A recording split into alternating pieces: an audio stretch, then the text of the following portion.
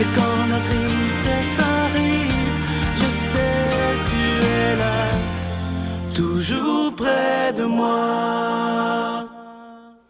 Bon mercredi matin, j'espère qu'on se prépare à vivre la plus belle des journées aujourd'hui. Comme je vous le dis depuis 2 jours, ceux qui peut-être n'ont pas écouté lundi et mardi, cette semaine, c'est une semaine très importante parce que ça fait déjà 18 ans que la Victoire de l'amour a été fondée. Je veux prendre le temps de remercier tous ceux et celles qui sont dans l'ombre aussi, qui ont réussi à faire de ce ministère un ministère qui fait beaucoup de bien, évidemment. Imaginez, cette émission de télévision est diffusée dans l'ensemble du pays, c'est pas rien, c'est dans tout le Canada, une partie des États-Unis, Saint-Pierre-et-Miquelon, et maintenant, grâce à Internet et Facebook, partout sur la planète. Alors, merci de tout cœur. Cette semaine, pour moi, c'est une semaine de fête, une semaine de joie. 18 ans déjà, et comme quelqu'un me disait dernièrement, l'adolescence de la Victoire de l'amour est terminée. Maintenant, la Victoire de l'amour est devenue un adulte. On s'en va rejoindre immédiatement notre ami, l'abbé Raymond Gravel. Cette émission vous est présentée par l'organisme catholique La Victoire de l'amour. Depuis toujours, l'être humain cherche le chemin qui mène au vrai bonheur. Pourtant, encore aujourd'hui, notre monde se meurt d'un manque d'amour.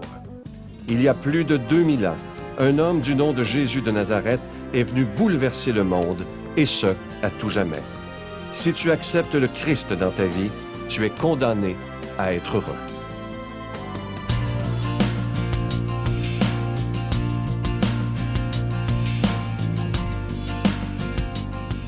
Bonjour. Un autre effet pervers de la non-reconnaissance des aidants naturels, c'est l'appauvrissement de ces derniers. Certains doivent même laisser leur emploi pour s'occuper d'un proche, d'un conjoint ou d'un enfant malade, et ce, sans rien obtenir en retour. C'est quelque chose, vous savez. Puis il y en a beaucoup de ces gens-là dans notre société. Comme je le disais l'autre jour, lorsque j'étais député, on avait été sensibilisé à cette dure réalité. Mais depuis, rien n'a changé, parce qu'on a l'impression que nos dirigeants se fient parce qu'il s'agit de personnes d'une même famille et on ne se préoccupe pas de la santé physique et mentale des aidants naturels. Et pourtant, les statistiques nous démontrent que les aidants meurent souvent avant les aidés à cause d'épuisement et à cause aussi d'isolement. C'est un travail à temps plein, vous savez, et l'aidant que l'aidant fait auprès de la personne malade ou handicapée. Et les bénéfices qu'il en retire sont tellement dérisoires que les personnes s'épuisent et se rendent malades. Alors, qu'est-ce qu'on doit faire? Quand on sait combien coûte une personne malade dans un centre hospitalier, il me semble qu'on pourrait investir davantage pour que les personnes demeurent à domicile, mais que ceux qui les aident puissent recevoir une indemnité pour les aider à prendre soin de la personne handicapée ou malade. Dans la presse, il y avait un article de Patrick Lagacé qui donnait un exemple qui illustrait très bien ce que je veux dire. Une dame qui s'appelle Anne et qui s'occupait d'un homme souffrant de sclérose en plaques depuis nombre d'années et qui était paralysé de la tête aux pieds. Ça me concerne parce que mon beau-frère est dans cette situation-là. La personne devait le faire manger, le faire boire, le laver, le faire uriner et tout, là. Il est paralysé jusqu'à la tête. Il était complètement incapable de rien faire. Alors, la personne recevait en tout 21 000 $ par année. Si cet homme était placé dans une maison de soins prolongés, ça coûterait à l'État plus de 100 000 par année. Alors, pourquoi ne pas donner un peu plus à cette femme qui se dévoue corps et âme, sans compter qu'elle fait économiser beaucoup la société? Moi, il me semble qu'il y a là une question de justice et de dignité. Et je lisais Patrick Lagacé qui disait, c'est pas juste Anne, le nom de la femme, c'est même Sainte Anne. Parce qu'il faut être saint pour faire ça, faire un travail aussi bénévole comme elle le fait, avec autant de cœur. Et elle disait toujours qu'elle était heureuse de faire ce travail-là parce qu'elle se sentait utile à quelqu'un. Mais en même temps, il me semble que ce serait une question de justice et de dignité que cette femme-là soit plus reconnue. Alors, bonne journée tout le monde. Notre Père qui es aux cieux, que ton nom soit sanctifié, que ton règne vienne, que ta volonté soit faite sur la terre comme au ciel. Donne-nous aujourd'hui notre pain de ce jour. Pardonne-nous nos offenses, comme nous pardonnons aussi à ceux qui nous ont offensés. Et ne nous soumets pas à la tentation, mais délivre-nous du mal, car c'est à toi qu'appartiennent le règne, la puissance et la gloire, pour les siècles des siècles. Amen.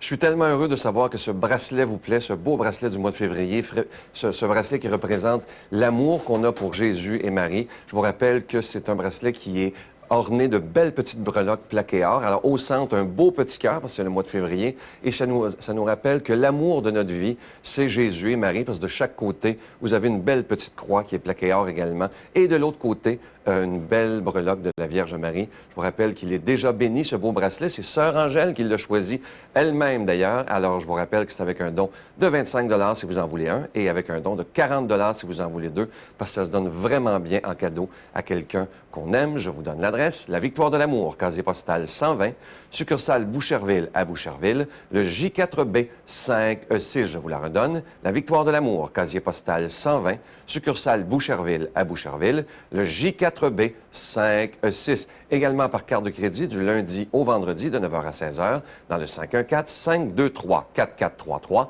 523-4433 ou sans frais le 1-888-811-9291, 1-888-811-9291 et aussi sur notre site Internet, le www.lavictoiredelamour.org. Je vous rappelle également que vous pouvez nous suivre sur Facebook. Je suis tellement toujours heureux de vous retrouver. On est maintenant des milliers de personnes et c'est beau parce qu'on prie les uns pour les autres aussi. Évidemment, vous pouvez voir les émissions sur Facebook. Vous pouvez avoir de belles pensées tous les jours. La parole de Dieu est là. C'est vraiment un outil indispensable pour les croyants que nous sommes. Je veux vous dire encore 1000 fois merci de votre prière et de votre générosité.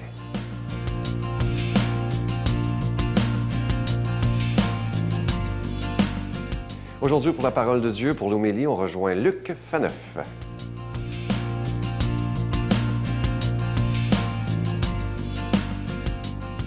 Bonjour, merci d'être là, comme à chaque jour, pour méditer la parole de Dieu, une parole qui fait vivre. On va le voir dans l'Évangile d'aujourd'hui, Jésus va reprocher à ses contemporains d'être une génération mauvaise. Mais pourquoi donc?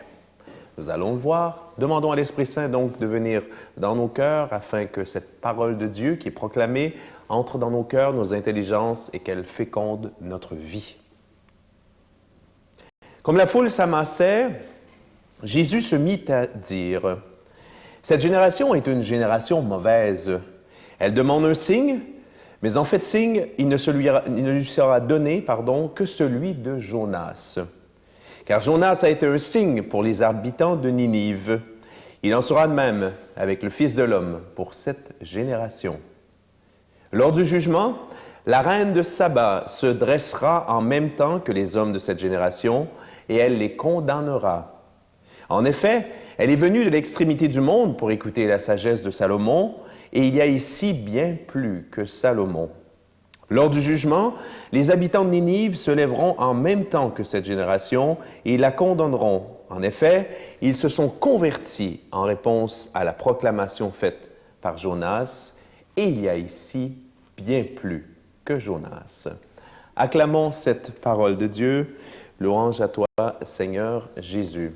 Il y a ici bien plus que Salomon, il y a ici bien plus que Jonas, il y a ici bien plus que tous les gourous du monde, que tous les prophètes du monde. Si Jésus était ici à ma place, il vous dirait ça avec un sourire magnifique, qui vous ouvrirait le cœur. Il y a ici bien plus que tous les présumés fondateurs de religion, n'est-ce pas, autres que le christianisme. Il y a ici quoi? Il y a Dieu en personne, Dieu venu dans la chair, Jésus, pour révéler qui il est, pour révéler son plan d'amour, de salut pour l'humanité. Dieu est amour, et l'amour veut quoi? L'amour veut le bien de l'autre. L'amour veut sauver. Voilà pourquoi dans Jean 3, on va tellement insister là-dessus, on voit ça dans les matchs de football, des fois, le John 3 et tout ça. Dieu a envoyé son Fils dans le monde pour sauver le monde et afin que le monde, par lui, ait la vie. Donc, cette image, non pas des Juifs de l'Ancien Testament, d'un Dieu dur qui est là pour amener le monde en jugement, pour condamner, envoyer tout le monde en enfer, mais non, un Dieu qui aime, qui est une folie d'amour, qui va pousser la folie de l'amour jusqu'à venir dans un petit bébé qui, évidemment, va grandir, qui est Jésus, et qui va comme ça, par sa vie, par ses paroles, par ses actes, montrer que Dieu est amour. Il n'y a que ça. Finalement, si on avait à résumer toute la Bible, toute la tradition chrétienne, toute la mission de l'Église, ça serait de condenser ça, cette proposition de 3 mots, Dieu est amour. C'est ça qu'il faut aller annoncer. Mais bon, Jésus, évidemment, Dieu est amour, mais Jésus n'a pas dit que ça. Et là, Jésus traite cette génération qui l'écoute de génération mauvaise. Pourquoi donc? Hein? Je questionnais d'entrée avant la lecture. Pourquoi donc? Bien, elle est mauvaise parce que il y a ici bien plus que Jonas, il y a ici bien plus que Salomon. C'est que Jésus a passé quoi? Les 3 années, grosso modo, de sa vie publique à montrer le Père, montrer Dieu le Père, par ses paroles, hein, par les paraboles, par surtout ses actes de puissance, par ses miracles, hein, que Jean va appeler des signes. Et malgré l'évidence des faits, Jésus est là devant eux, ils refusent de croire. Hein? Nos contemporains, beaucoup d'entre eux, refusent de croire. Et j'allais dire d'une certaine façon, je les comprends. Je les comprends parce qu'évidemment, on a eu une image de l'Église récemment qui a été, il n'y a pas d'autre mot, souillée, tachée noire par les scandales de pédophilie. Même si ça touche même pas 1% des prêtres, voilà, on dirait que toute cette cochonnerie a revolé sur l'ensemble de l'Église. Donc ça a vraiment comme mis un voile de noirceur entre l'Église et les gens. Mais à cette époque, c'était pas ça, là. Jésus était là. Et ces gens refusaient de croire malgré l'évidence. Et c'est là que Jésus va dire « génération mauvaise ». C'est que, plutôt que de tout simplement accepter, d'ouvrir leur cœur, d'ouvrir leurs intelligences, de recevoir son message, de voir l'amour en acte, en œuvre, ils ont voulu rester enfermés dans leur vieille conception de qui est Dieu, de on se sauve en respectant la Torah, en faisant ci, en faisant ça, en faisant ci. Ils ont refusé l'évidence qui était là devant eux. Or, il y avait là bien plus qu'en Jonas, qui appelait à la conversion, il y avait là bien plus que Salomon dans sa grande sagesse, il y avait là le Fils de Dieu fait homme. Notre génération actuelle, ben voilà, c'est une grande question quand même. Notre génération est-elle mauvaise? Écoutez, on n'est pas là pour condamner, mais il est clair quand même que la tentation, n'est-ce pas, des biens, des richesses matérielles, plutôt que les richesses spirituelles, c'est une tentation qui est permanente, qui est là depuis le début de l'histoire de l'humanité. Et moi, je suis de ceux qui pensent que oui, il y a eu un piège là-dedans, il y a un piège, et que beaucoup de gens, malheureusement, confondent les vraies richesses. Les vraies richesses sont les richesses spirituelles, la font Jésus, et non pas les richesses matérielles. Demandons à Dieu de nous bénir, lui qui est Père, Fils, Saint-Esprit. Bonne journée. Je vous salue Marie, pleine de grâce. Le Seigneur est avec vous. Vous êtes bénie entre toutes les femmes, et Jésus, le fruit de vos entrailles, est béni. Sainte Marie, Mère de Dieu, priez pour nous pauvres pécheurs, maintenant et à l'heure de notre mort. Amen.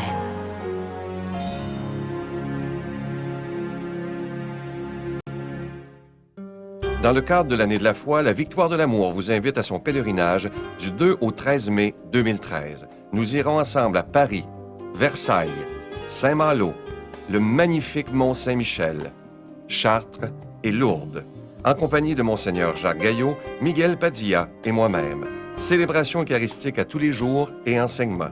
Réservez rapidement avec Voyage Intermission dans le 514-288-6077, 288-6077 ou sans frais le 1-800-465-3255, 1-800-465-3255. Venez vivre des moments inoubliables en compagnie de celui qu'on appelle Monseigneur des Autres, Monseigneur Jacques Gaillot de Paris. Avant de vous quitter, j'aimerais vous laisser avec une très, très belle pensée ce matin. Ça dit ceci: plus tu enrichis la vie des autres, plus tu enrichis ta propre vie et plus ton existence a un sens. Je vais prendre le temps de vous souhaiter la plus belle des journées aujourd'hui et prenons le temps de regarder ce qu'il y a de beau, de grand dans la nature, mais aussi dans les personnes qu'on va rencontrer. Essayons de trouver seulement des qualités. Bye, à demain. Non, nous ne pourrons oublier la vie qu'on a partagée.